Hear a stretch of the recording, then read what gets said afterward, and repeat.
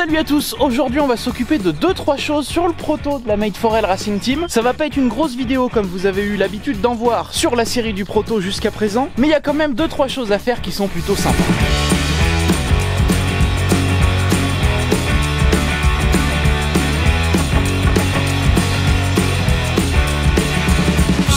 Vous êtes nombreux à vouloir le voir terminé. J'ai eu plusieurs retours de votre part qui me disaient mais il est où? On n'en entend plus parler. Eh bien il y a une raison très simple à ça, c'est que j'ai envie de regrouper les choses que je fais sur le proto en gros épisodes par thème. Il y a l'arceau qui est en cours en ce moment, il y a aussi le moteur que j'ai commencé à préparer, et comme je travaille sur plusieurs plans en même temps sur le proto, je ne peux pour l'instant pas vous proposer un nouvel épisode. Vous inquiétez pas, tout ça, ça va arriver. L'idée de participer au 24h4L 2023 de Pipriac le 30 septembre et le 1er octobre 2023, ce n'est pas mis de côté, c'est toujours un bel objectif. La team s'agrandit un petit peu, il y a des nouvelles têtes, je vous parlerai de tout ça en détail. Et puis bien sûr, avant de rentrer dans le vif du sujet de l'épisode d'aujourd'hui, je remercie encore une fois toutes les personnes qui soutiennent la Made for L Racing Team via les kits supporters disponibles sur le site internet. Aujourd'hui, je me suis fait beau, j'ai mis également un prototype de t-shirt. Alors pour l'instant, ici c'est un petit flocage, mais à l'avenir ça devrait être brodé. Donc dites-moi en commentaire si ça vous intéresserait, des petits t-shirts Made for L Racing Team à un prix abordable, de super qualité, pour porter fièrement les couleurs de la team. Et puis évidemment, je remercie tous les sponsors de la Made for L Racing Team. C'est un petit peu grâce à eux que tout ça est possible aujourd'hui. Si vous voulez en savoir un petit peu plus, je vous laisse aller en description. Et puis sur les précédentes vidéos, j'en parle bien en détail. Et puis j'en reparlerai encore évidemment dans les futurs gros épisodes. Bon voilà pour le blabla. Aujourd'hui,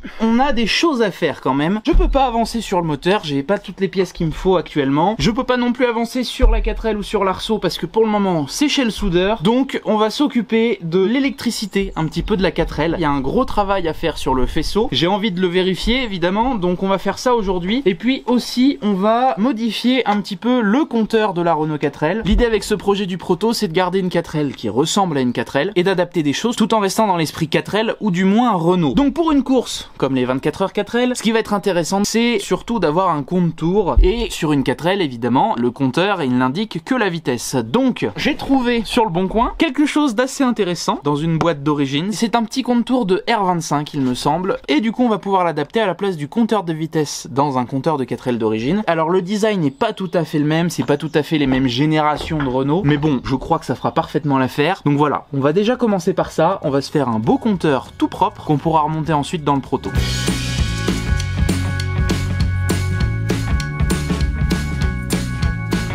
Alors les comptes tours et moi, ça fait deux, c'est-à-dire que j'en avais acheté un pour ma 4L personnelle avec laquelle je roule tous les jours, qui ne fonctionne toujours pas, je vous en ai déjà parlé dans plusieurs vidéos, parce que j'ai pris un compte tour qui marchait avec un calculateur moteur, ce qu'il n'y a pas dans une 4L évidemment. Et donc là, j'espère que je me suis pas gouré, et normalement si j'ai bien compris, il fonctionne comme un compte tour analogique on va dire, c'est-à-dire qu'il y a un plus, un moins, et l'information bobine, donc derrière il y a le petit moteur pas à pas. Ce qui est top aussi, c'est que là l'aiguille, je ne vais pas m'en servir pour le proto, parce que du coup ça dénote complètement avec un compteur de 4L. Par contre c'est une aiguille identique à celle d'un Renault Trafic. Sur mon Trafic elle est pourrie l'aiguille, donc là j'en ai une neuve que je vais pouvoir récupérer, c'est parfait. Là j'ai une aiguille qui est à peu près bonne, donc on va intervertir tout ça. Et donc avant toute chose, du coup il va falloir que je retire l'aiguille et puis que je démonte le mécanisme pour pouvoir accéder aux trois petites bornes qui se trouvent derrière cette patte du circuit imprimé. Et comme ça je vais pouvoir souder des rallonges de fil pour pouvoir ensuite aller déterminer quel fil correspond à quoi, pour voir si justement c'est bien un compte tour analogique.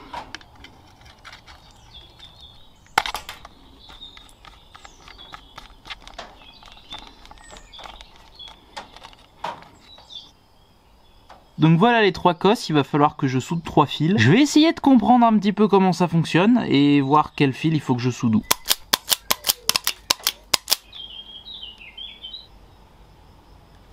Mip mip.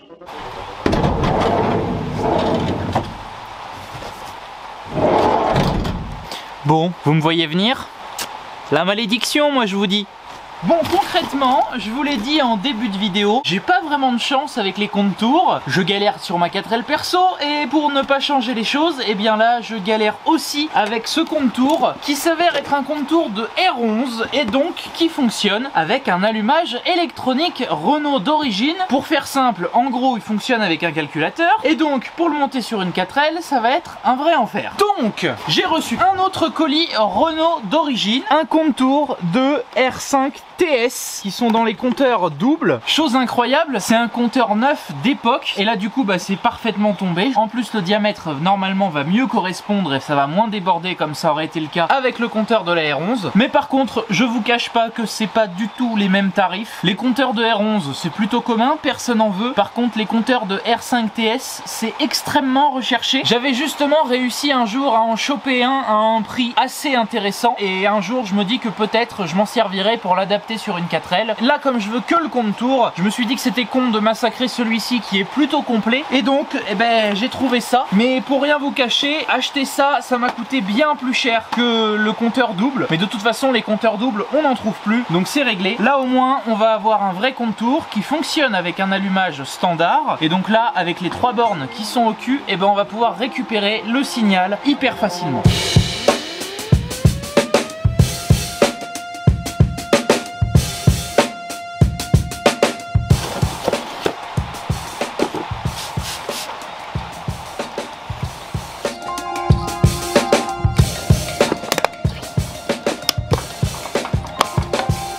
Bon, ça va rendre pas mal tout ça. Il n'y a plus qu'à le fixer. Il est tout juste assez large. Ça va être parfait.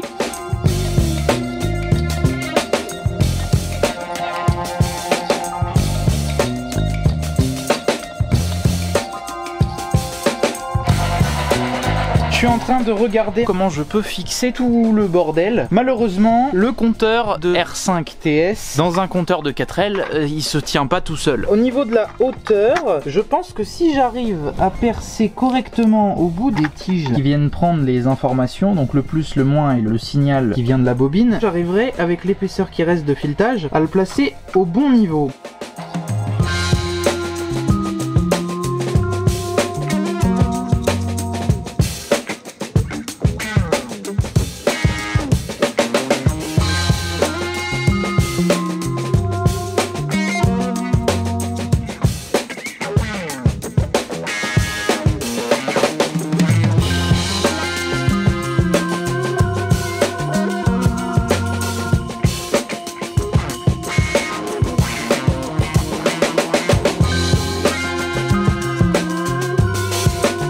Premier montage à blanc, ça rend hyper bien. C'est pile la même épaisseur que le bloc compteur d'origine. Et ces petits boulons traversants, bah c'est parfait parce que je vais pouvoir mettre les petits fils avec une petite cosse ronde pour récupérer les informations. Enfin bon, ça se passe vraiment bien par rapport au compteur de R11, là où c'était mal barré entre guillemets. Et puis quand même, faut le dire, ça a une gueule de compteur d'origine et on va avoir un vrai contour au centre du compteur. Donc maintenant, j'ai quand même un petit peu de travail encore et je redémonte tout, je fais tout propre. Et il y a des trous aussi que j'aimerais bien boucher parce que la course qu'on va faire va sûrement y avoir un peu de poussière et tous les trous derrière bah, sont ouverts. On branche également les fils et puis après on ira peut-être l'essayer quand même.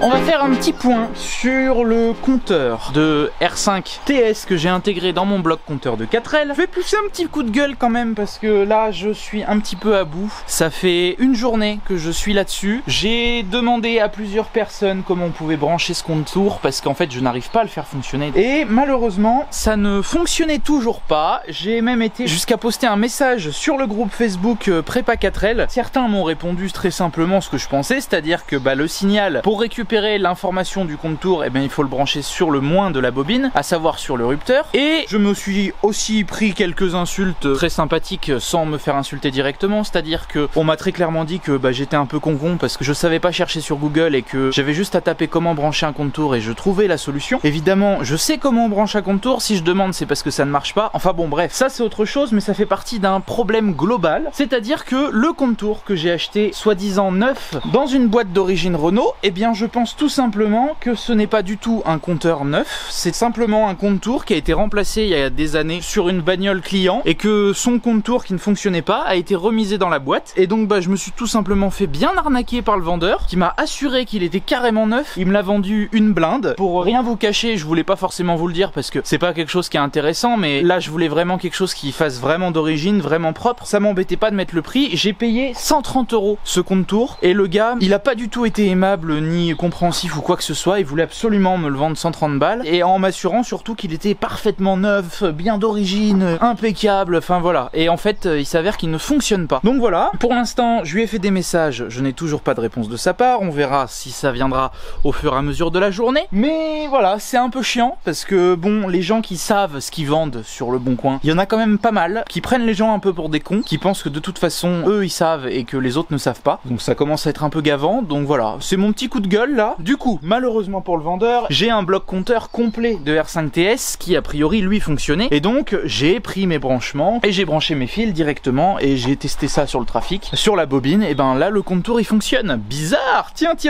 Donc en fait voilà, je me casse la tête depuis une journée à essayer de savoir si c'était pas un allumage électronique ou quoi, pour en fait savoir que simplement il fonctionnait pas. Et donc bon voilà, enfin bon bref. Je suis très énervé sur le point, là je fais cette petite vidéo à chaud, mais je vais me calmer un petit peu et puis on va essayer quand même de regarder ce qui est possible de faire avec ce compteur. Et puis au pire, je commencerai déjà par récupérer mon compte-tour qui fonctionne dans mon bloc complet, je l'intégrerai dans mon suite 4L. Enfin voilà, c'est les petits déboires avec l'électronique et ça montre très bien également pourquoi ce projet du proto de la 4L peut prendre parfois un petit peu de temps et pourquoi vous n'avez pas des vidéos en ce moment très régulières. Et bien c'est parce que j'ai fait un rétro-planning et dans ce rétro-planning j'avais par exemple noté que pour adapter le compteur j'en avais pour une demi-journée et là ça fait déjà 2 jours et demi que je suis là-dessus, donc forcément on prend du retard sur autre chose, mais voilà, on apprend plein de choses, on a de l'expérience en plus, donc on continue, je bidouille ça et je vois si je peux réussir à en faire quelque chose.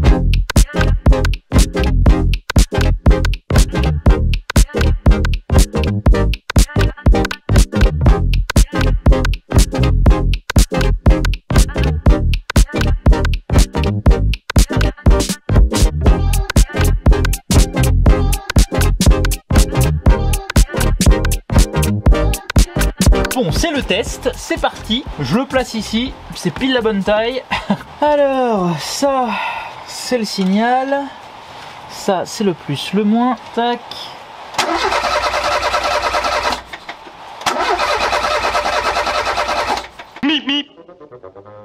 Petit contretemps, encore une fois, le trafic ne voulait plus démarrer. Je sais pas ce qui s'est passé, mais j'ai mon ajouteur depuis le cache-culbuteur qui s'est pété. Ça faisait une grosse prise d'air au pied du carbu. Donc voilà, c'est réparé, ça redémarre. On va pouvoir enfin tester ce compte-tour. Allez!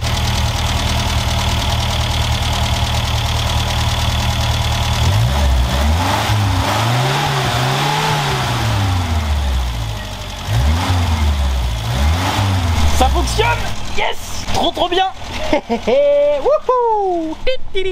Après des semaines de galère, enfin étalées sur plusieurs semaines, et bah ça remarche. Mip mip.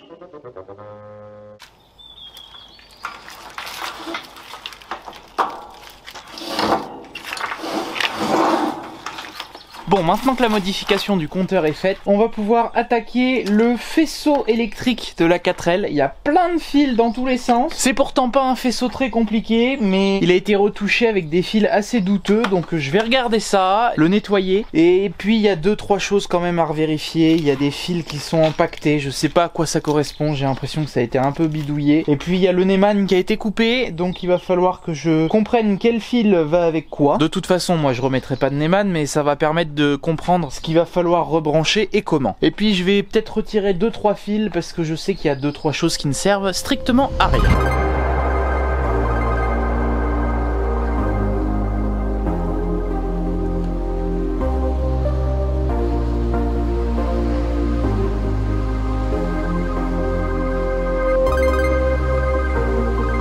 Bon, Bon, le faisceau est plutôt pas mal. J'ai commencé déjà à remettre une petite gaine noire tout le tour. En fait, j'enlève tout le scotch d'origine et je vérifie que tout va bien. Et je remets un scotch tissu spécial faisceau électrique. Ça fait plus propre, je pense que c'est plus salissant, ça va accrocher la poussière, mais c'est pas très grave. Au moins, je suis sûr que je suis passé partout et je retire tout ce qui ne sert à rien. Donc par exemple, dans un faisceau de 4L, il y a cette prise là. Elle n'est branchée à rien sur les 4L. Pareil pour celle-là. Donc je vais en profiter, ça me permettra de connaître un peu mieux le faisceau et je vais voir jusqu'où ils vont et à quoi ils servent potentiellement. Et évidemment, je fais pas juste remettre du scotch, je vérifie complètement le faisceau. C'est-à-dire que je me suis aperçu qu'il y avait une espèce de bout de faisceau, je savais pas trop à quoi ça ressemblait, qui était glissé dedans et en fait il était repris dans les scotch. Mais je pense que c'est un truc de deuxième monte. Ça foutait un bordel pas possible et du coup je l'ai retiré. Et maintenant je vais m'occuper de reprendre toutes les connectiques de ce côté-là parce qu'on voit qu'il y a eu un départ de je sais pas quoi, peut-être un départ d'incendie parce que les cosses sont un peu fondues. Il y a les cosses de ventilateur ici qui sont bien cuites et j'en profite aussi pour mettre un petit coup de dégraissant sur les fils pour essayer de les rattraper. Enfin voilà, c'est histoire de vérifier le faisceau. Techniquement il fonctionne. Quand j'enlève le scotch, les fils dessous sont impeccables. Globalement ça s'abîme plutôt en bout de faisceau. Je vérifie tout et une fois que j'ai remis mon scotch tissu, ça veut dire que j'y suis bien passé.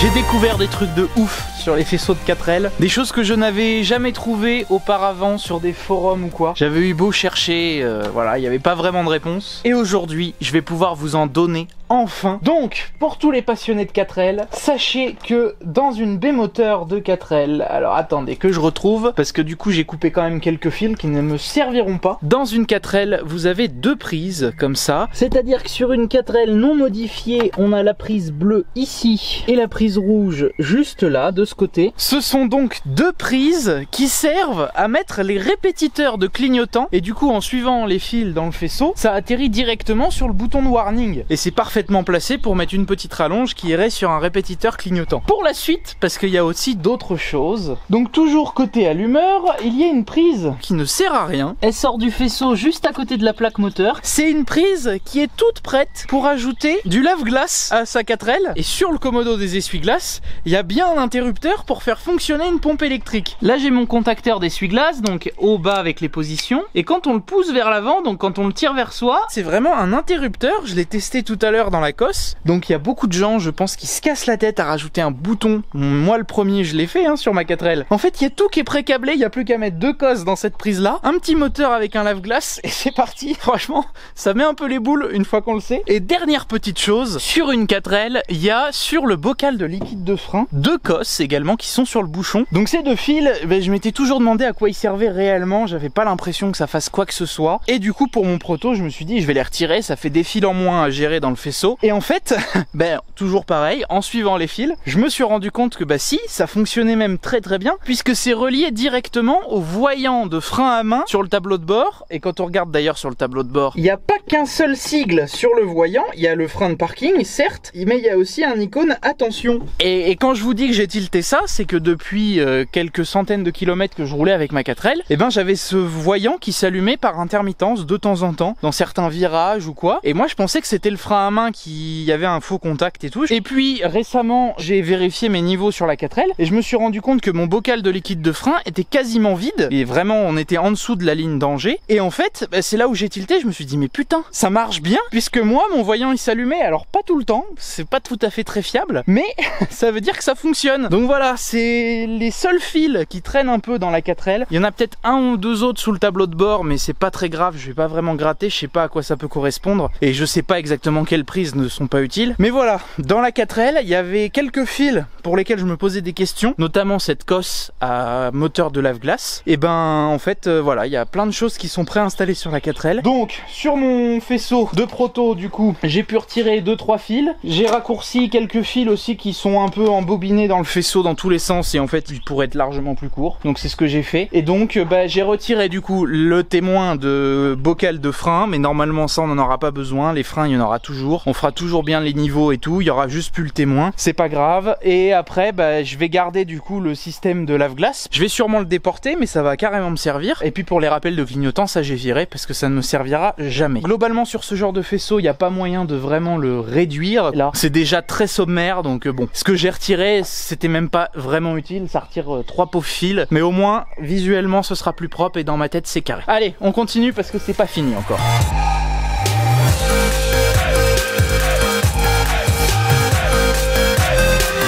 L'objectif premier de cette vidéo est enfin fait. Il est prêt à être monté dans la 4L Proto qui est juste là. Alors pour l'instant c'est pas du tout le moment de le remonter. Il n'y a même pas le tableau de bord. La caisse est même pas sur son châssis. Mais voilà, ça sera intégré dans le tableau de bord d'origine de la 4L qu'on va légèrement sportiver entre guillemets. On va reboucher les vides poches avec des petites tôles propres histoire de pouvoir ajouter des manomètres et quelques interrupteurs qui sont indispensables pour le Proto. Donc voilà, et ça ce sera la touche finale qui sera placée dans le tableau de bord. Et comme ça on aura une indication parfaite de la vitesse du moteur et de la plage de régime à laquelle il faut qu'on reste. Et du coup l'objectif deuxième de cette vidéo, c'était de revoir le faisceau. C'était l'occasion et c'est chose faite. J'ai pu retirer ce qui ne me servirait pas et j'ai pu vérifier chaque connectique. J'espère que j'ai rien oublié. On le verra de toute façon au moment du redémarrage de la 4L. Sur ce, voilà, j'espère que cette vidéo vous a plu. Elle est un petit peu différente des autres, effectivement. On voit un petit peu moins de choses, mais vous inquiétez pas, j'avance sur énormément de choses en même temps. Actuellement, pendant que je vous parle, eh bien il y a les flasques des tambours arrière qui sont en train de sécher, qui ont été repeintes. Donc voilà, le projet avance, vous inquiétez pas, vous allez avoir plein de nouvelles assez rapidement, j'espère. Il y a plein de choses qui arrivent en phase finale, donc voilà, je vous en reparle très rapidement. Et merci de votre patience et de votre soutien envers ce projet. Je vois qu'il y en a plein qui s'impatientent, donc ça veut dire que c'est un truc qui vous plaît. Moi c'est un projet en ce moment qui me passionne, qui me prend beaucoup de temps. Ça va être une 4L incroyable et j'ai vraiment hâte de me foutre derrière le volant et de pouvoir passer la première. Voilà, donc sur ce, on se retrouve très bientôt dans une prochaine vidéo. Vous pouvez me suivre sur les réseaux sociaux, je partage énormément de choses en avant-première sur tout ce que je fais. Vous pouvez également vous abonner, liker, partager et n'oubliez pas d'aller sur madeforl.fr, le site de ma marque de pièces performance pour les Renault 4L. En ce moment, on arrive sur la fin des précommandes des arbres à cam de Renault 5 LS. C'est le dernier moment où vous pourrez avoir un tarif préférentiel, donc profitez-en. Et puis petite exclusivité pour vous faire patienter, il va y avoir bientôt des cloisonnements de carter qui vont sortir, mais aussi des cales de rehausse de 8 mm du moteur qui permettent de monter des carbus double corps sans que ça vienne entrer en contact avec la colonne de direction. On en reparlera de toute façon dans les futures vidéos du Proto, notamment sur le moteur. Enfin bon, bref, voilà, assez de blabla. Moi je vous dis à très bientôt. Merci encore une fois pour votre soutien. Je vous laisse tous les liens en description. Allez-y, profitez-en. Et sur ce, c'était Charles-Henri. Salut. Even when you feel low, you can still go. Even when you feel slow, you can still go. Even when there's no hope, you can still go. I never answer to no, man, I still go. Go, go.